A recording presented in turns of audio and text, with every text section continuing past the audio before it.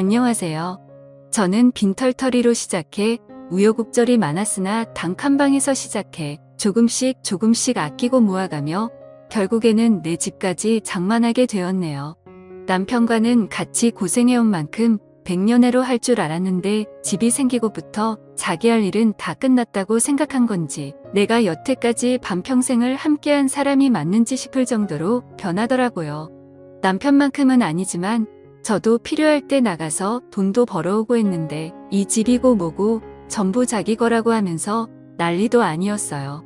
좋은 이야기도 아니고 그때 인생을 다 돌이키기엔 1시간 가지고는 모자랄 것 같아서 생략하도록 하겠습니다.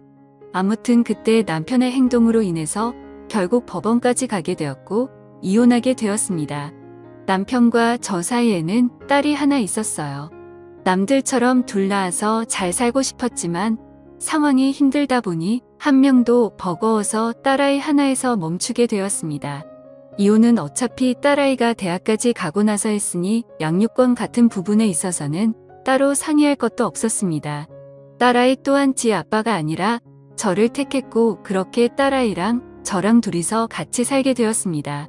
딸이 비록 공부하는 조금 밤쌓고 지내서도 운동신경도 좋고 누굴 닮았는지 얼굴도 예쁘고 해서 주변에 항상 남자가 끊이지 않았습니다.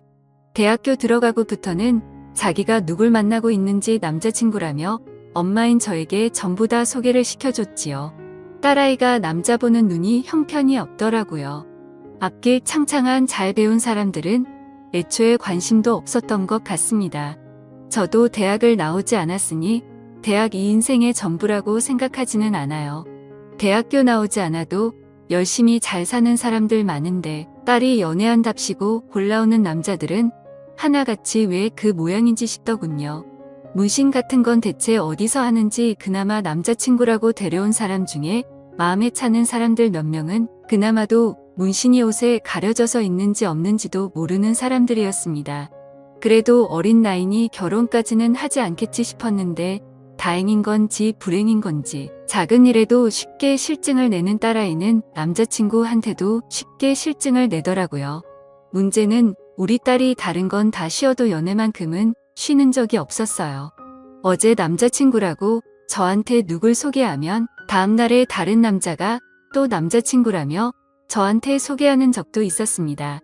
모두 몇 명이었는지 물어보신다면 제 기억에 남는 사람들만 더해도 제 손과 발을 다 합쳐도 헤아릴 수 없을 정도로 많았습니다.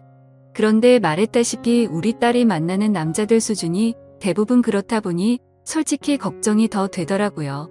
연애야 자유롭게 할 수 있지만 그래도 결혼만큼은 안정적인 직장을 가진 사람이랑 하거나 적어도 해코지만큼은 하지 않을 만한 사람을 만났으면 싶었거든요.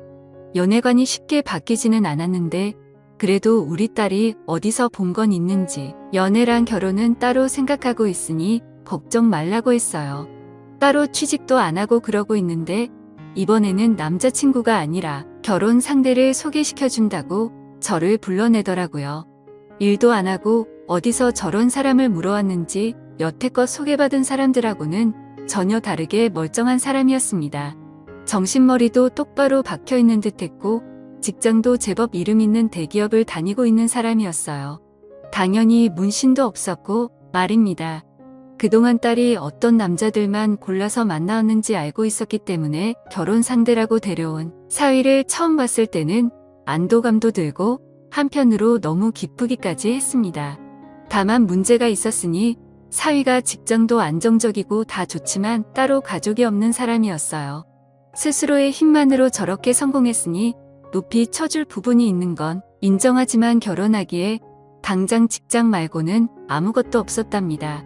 그나마 다행인 건 그동안 학자금 대출이며 이래저래 빚이 많았는데 그건 이미 다 갚고 없다는 사실이었지요. 대신 결혼을 하게 되면 당장 지낼 곳이 없다고 하는 거였어요. 그래서 결국 저희 집에서 처가살이를 할 수 있게 배려를 해줬습니다. 사위가 힘들게 자라왔지만 예의가 참 바르더라고요. 사실 제가 집을 팔아서라도 살 곳을 마련해주는 방법도 있었겠지만 사위는 처가살이하는데 실은 내색 따로 하지 않고 같이 사는 동안에도 저한테도 참 잘했어요. 자기한테 없던 부모나 마찬가지라며 그만큼 저에게 효도하겠다더군요. 이렇게 좋은 남자를 만날 줄 알면서 딸아이는 그동안 뭐하러 그런 놈들을 만나온 건지 싶었습니다. 아무튼 딸아이도 결혼을 했고 집에서 나간다면 조금 외로웠겠지만 처가 살이를 하게 되면서 제 품에 끼고 살게 되니 그거 하나만은 좋더군요. 거기에 사위가 저한테 점수 따겠다고 집안일도 힘써야 하는 일들이나 설거지 같은 건 알아서 척척하기 때문에 저도 많이 편해졌습니다. 남편과는 그렇게 헤어지게 되었지만 그래도 지금 상황이 주변에 자랑하고 다닐 만한 정도라는 생각이 들었고 딸내외가 내 집에 들어와 살며 있는 동안은 정말 매일이 행복했습니다. 그 순간을 목격하기 전까지는 말이죠. 저도 동네에 아는 사람들 가게 나가서 소일거리 해주고 하면서 생활비도 벌고 있었습니다. 사위가 생활비 보탠다고 얼마씩 보내주긴 했지만 그래도 언젠가는 독립해서 나가야 할 텐데 무작정 준다고 고맙다고 받을 게 아니라 그 돈은 제가 따로 모아주고 싶었죠. 그래서 그렇게 소일거리 하면서 생활비 벌이하면서 지내고 있었습니다. 원래는 동네에 잘 아는 사람이 다니는 공장에 가서 하루 같이 일을 하고 일당을 받아오는 예정이 있어서 아침 일찍부터 나갔어요. 그런데 공장까지 도착해서는 공장 설비에 문제가 생기는 바람에 일을 시작하지도 못하고 돌아오게 되었죠. 이동하는데 이미 시간을 많이 써버려서 다른 데에 일하러 나가봤자 돈 버는 느낌도 안 들겠다 싶어서 그날은 그냥 집에 들어가서 쉬어야겠다는 생각을 했습니다. 그리고 집에 들어갔는데 딸 부부가 쓰는 방에서 딸아이가 앓는 소리가 들리더라고요. 사위는 분명히 한참 출근해 있을 시간인데 들려서는 안 되는 소리가 들려오니 오만 가지 생각이 다 들더라고요. 약정하고 딸아이 방문을 열어보니 우리 사위가 아니고 결혼하기 전에 한참 젊은 시절에 연애한답시고 만났을 법한 제가 싫어하는 부류의 사람이 방 안에 제 딸하고 같이 있더군요. 그렇습니다. 제 딸이지만 욕먹어도 싸지요. 저도 일 나가고 지난 남편 그러니까 사위도 출근해 있는 동안 그 틈을 타서 딸아이는 생산적인 일이 아니라 다른 일을 하고 있었던 거예요. 따지고 보면 생산적인 일일 수도 있겠지만 아무튼 해서는 안 되는 일이나 마찬가지였죠. 남자 보는 눈이 좀 없을지라도 이런 말도 안 되는 일을 저지르는 아이는 아니라고 생각했는데 참 제가 돈 번다는 핑계로 정말 자식 교육을 제대로 못 시켰구나 하는 후회가 들더군요. 딸아이는 절대 사위한테 말하지 말라고 하는데 그 얼굴에는 후회나 죄책감은 하나도 보이지 않았습니다. 오히려 차라리 들켜도 저한테 들켜서 다행이구나 하는 그런 느낌이었어요. 그래도 자식 부탁인데 자식 이기는 부모가 어디 있겠습니까? 그래서 딸아이가 말한 대로 아무것도 모르는 척 하고 있었지요. 그런데 그때마다 정말 이 꼴 저 꼴 다 보기 싫더라고요. 그 사실을 숨기고 있는 제 자신에게도 자괴감이 느껴지고 괜히 제가 일 때문에 밖에 나가 있으면 딸아이가 또 집에 외간 남자를 들이지는 않았을지 그런 생각도 들고 말입니다. 그래서 더는 신경 쓰고 싶지 않아서 제 집은 딸아이한테 넘겨주고 저는 남은 재산을 조금 처분해서 제가 나고 자란 고향으로 돌아왔습니다. 작은 아버지가 아직 시골집을 가지고 계셨고 저희 부모님이 저한테 남기신 건데 하면서 저한테 흔쾌히 집을 사용하게 해주셨지요. 세월을 맞으며 몇 번 고쳐진 집이긴 하지만 태어나서부터 결혼 전까지 살았던 집인데 서울 사람이 다 되었는지 처음에는 시골집이 적응이 되지 않더군요. 딸아이 아니어도 서울에 친구들도 많았고 할 게 많았는데 이곳은 참 할 게 없더라고요. 거기에 집이 비어 있으니 사위 출근 한 사이에 딸아이가 집에 사람들 끌어들일 거 생각하고 있자니 참 사위한테는 미안한 소리지만 그래도 그 꼴 안 봐도 되니 마음이 편하더군요. 한편으로는 딸아이가 저한테 들켰음에도 불구하고 제가 이제는 아예 집을 나가버렸으니 오히려 마음 놓고 외간 남자들을 집에 들이지 않을까 하는 걱정도 들었고요. 팔이 안으로 굽어서 그렇겠지만 분명히 우리 사위는 아무 잘못 없고 딸아이한테 문제가 있음을 인지하고 있지만서도 끝에서 끝까지 들키지 않고 우리 딸이 무탈했으면 좋겠다는 생각을 했습니다. 그렇게 1년을 떨어져 살았는데 명절이고 생일이고 한 번을 찾아오지 않더군요. 그나마 사위는 저한테 먼저 전화라도 합니다. 왜 안 오는지 이유를 물어보면 일이 바빠서라고 대답을 했는데 딸아이랑 통화해보면 왜 안 오는지 그 이유는 사위가 아니라 딸한테 있었어요. 왜 이사를 가도 그렇게 멀리 떨어진 시골로 가버린 거냐면서 남편이랑 한 차에 타고 오래 있기 싫다고 하면서 그냥 명절 때는 안 가겠다 하더군요. 제 딸이지만 그때부터는 저도 정이 떨어지기 시작했습니다. 그리고 그 말을 듣자 하니 아직도 딸아이는 정신 차린 게 아니고 사위와는 멀게 지내고 있는 듯 싶더라고요. 걱정도 잠시였고 저도 시골 생활에 다시 적응하면서 있고 살았고 다른 사람도 아니고 제 자식이 저한테 소홀해지니 역시 자식한테 매달려가며 잘해주고 싶은 생각이 사라지더라고요. 그래서 그렇게 모르는 사람인 척 한참 지냈습니다. 그러던 어느 날이었는데 사위한테 연락이 왔어요. 지금 그쪽으로 내려가는 중이라고 해요. 명절도 아니고 내 생일도 아닌데 무슨 일로 오는가 싶었는데 사위가 다른 게 아니고 자기 혼자 가고 있는 중이라고 하더군요.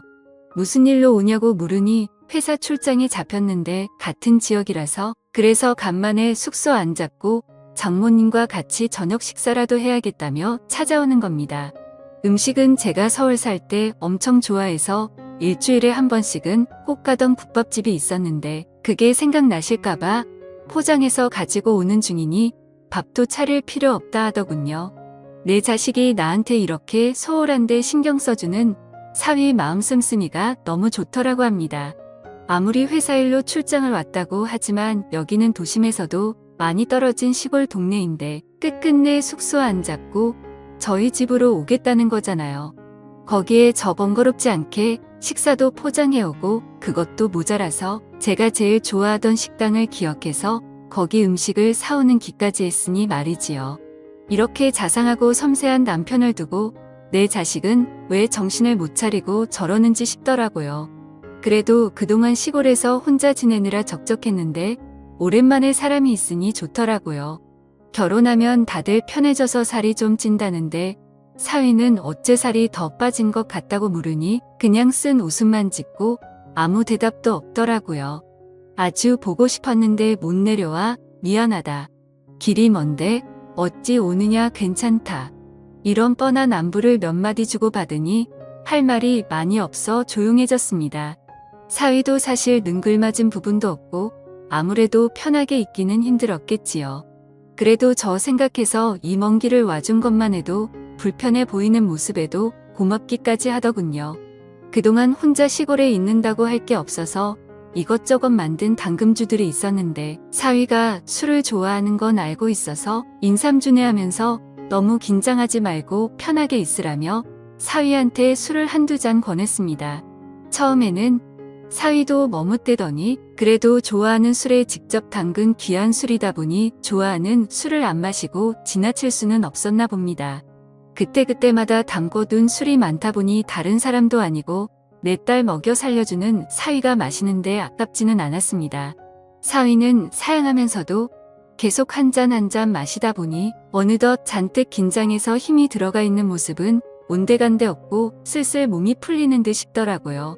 그래도 회사 일 때문에 왔는데다가 다음날 일도 봐야 할 텐데 술이 어느 정도 들어가니 그만 마시게 해야겠더라고요. 그런데 사위는 이 정도 취하는 건 괜찮다며 계속해서 잔을 채우더군요. 이상했죠. 같이 한 집에 살던 시절에도 술을 그렇게 좋아하지만 제 앞에서 취한 모습 보일 수 없다며 회식같이 술을 피할 수 없는 자리에 나가더라도 항상 절제하던 사위였는데 혀가 꼬부라질 때까지 자기는 술 세다고 괜찮다고 하면서 계속해서 마시고 있었으니 말이죠. 당금주라고 해봐야 어차피 시간이 남아서 당근 고급 술도 아닌데 말입니다. 그때까지도 저는 별 생각 없었어요. 그냥 표현하는데 서툰 사위가 장모를 오랜만에 만난 나름대로의 반가움의 표시라 생각했습니다. 어차피 혼자 간 집이다 보니 방이 남아서 저는 10시만 되면 졸린 이 사위가 잘 곳을 마련해 놓고 저는 먼저 자겠다 말하고 혼자서 잠자리에 들었습니다. 그리고 제가 잠에서 깨고 만 건 한참 깊은 잠에 들어 있어야 하는 새벽이었죠. 이불맛에서 느껴지는 인기척에 잠에서 깨고 저는 이내 소스라 치게 놀라고 말았습니다. 제 이불맛에 있던 건 제가 마련해준 방에서 자고 있어야 할 사위였습니다. 열려있는 문 쪽으로 거실을 보니 술병이 셀 수도 없이 나뒹굴고 있더군요. 술을 얼마나 마신 건지 가늠조차 되지 않았습니다. 혹시나 사위가 술에 너무 취해 제 정신을 못 챙기는 건가 싶더군요. 이러다 무슨 일이 생기는 건 아닌가 너무 긴장되었지만 그래도 여태껏 제가 봐온 사위를 믿기에 최대한 침착하게 행동했습니다. 최대한 사위의 기분을 상하지 않게 무슨 볼일이냐고 침착하게 물었는데 사위는 갑자기 제게 다가오더군요. 저는 깜짝 놀라 눈을 감아버렸고 잠시 후 두 눈을 떠서 쳐다보니 사위는 두 눈에서 눈물을 펑펑 흘리며 울고 있었습니다. 상황을 정리하고 한참 울고 있는 사위를 달래줬습니다. 한참을 울고 난 뒤에야 정신을 차린 사위가 정말 죽을 죄를 지었다며 죄송하다 사과하더군요. 이내 그러니까 제 딸이 다른 사람을 만나고 있던 현장을 목격해버렸다 합니다. 그리고 그 충격을 견딜 수가 없어 한동안 방황했고 회사에는 잠시간 장기 휴가 요청을 해서 일을 안 하고 집에만 있었다고 하더군요. 일에만 매달려서 가정을 지키지 못했다 생각했고 제 자식의 잘못을 눈 감아주고 자기 탓으로 생각하려 했다고 합니다. 그리고 그 휴가 기간 동안 여행도 다니고 하면서 일하느라 손에 놓고 있었던 가정을 지키고자 여러 가지 계획을 세웠다고요. 하지만 제 딸아이는 오히려 남편이 집에 있으니 자유를 억압당한다 생각했고 매일같이 부부싸움을 했다고 하네요. 그러다 어제 크게 싸우고 나서 홧김에 집을 나와버렸다 합니다. 사과하려고 집에 들어갔더니 제 딸아이는 그새를 못 참고 남자친구를 집에 들인 상태였고 그 상황을 목격한 사위는 그 길로 다시 집을 나와버렸던 거였고요. 저를 찾아온 것이 처음에는 복수할 요량이었다고 합니다. 자기에게 상처를 줬으니 제 자식에게 하나뿐인 가족인 저에게 풀 생각이었다네요. 하지만 도무지 그럴 수 없기에 이렇게 지금 이 상황이 되었다는 겁니다. 저는 다른 말은 하지 못했고 이야기를 하며 당장이라도 다시 눈물을 터뜨릴 것만 같은 사위를 안아줬습니다. 그리고 저도 사과했어요. 미안하다고 자식의 잘못을 알고 있었는데도 나는 도망치는 걸 택했다고요. 나에게는 부모 자격이 없으니 이런 일을 당해도 싸다 했습니다. 그렇게 한참 동안 둘이 부둥켜 안고 눈물을 흘렸습니다. 그리고는 저는 사위에게 마음이 풀릴 때까지 이 집에서 지내다 가라고 권했습니다. 어차피 회사에는 장기 휴가를 내놓은 상태라고 했으니 시간적으로 여유가 있다고 생각했고요. 그렇게 사위와 함께 시골집에서 같이 살고 있는 지가 2달이 다 되어 갑니다. 마치 연인이 된 것처럼요. 그리고 제 딸 아이한테서는 전화가 계속해서 오네요. 자기 남편이 집을 나간 것 같다. 연락받은 거 없냐면서요. 생활비도 떨어져 가고 혼자서 못 살겠다고 하는데 그렇게 궁금하면 한 번이라도 내려와 보면 될 것을 그럴 생각은 없어 보이고 불만만 털어놓네요. 구제불능이고 정말 한심하다고 생각이 들더군요. 2달이 지나가다 보니 사위는 이제 자기가 언제 돌아가야 할지 모르겠고 이렇게 지내는 것도 나쁘지 않은 것 같다고 합니다. 그냥 결혼이고 회사고 다 놓아버리고 여기에 와서 살고 싶다고 하는데 시골 동네다 보니 주변 사람들에게는 사위가 휴양차 내려왔다 둘러댔긴 했지만 언제까지 이 상황을 숨길 수는 없을 것 같아 걱정이 됩니다. 제 자식이 잘못을 하긴 했지만 제가 계속 이렇게 있어도 되는 걸까요? 오늘도 같은 고민을 하면서 잠이 들 것 같네요. 이야기 들어주셔서 감사합니다.